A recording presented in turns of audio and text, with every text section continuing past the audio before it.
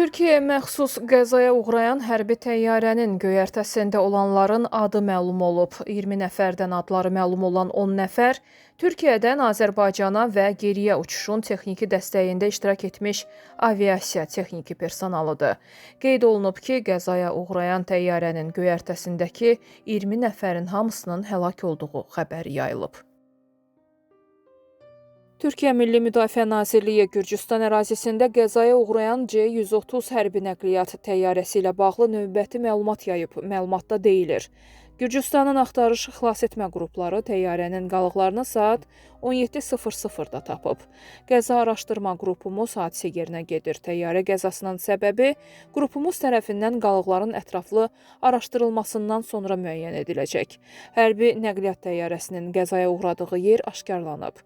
Türk ekspertlərinə faciənin səbəbini araşdırmaq imkanı yaratmaq üçün qəza yeri mühasirəyə alınıb.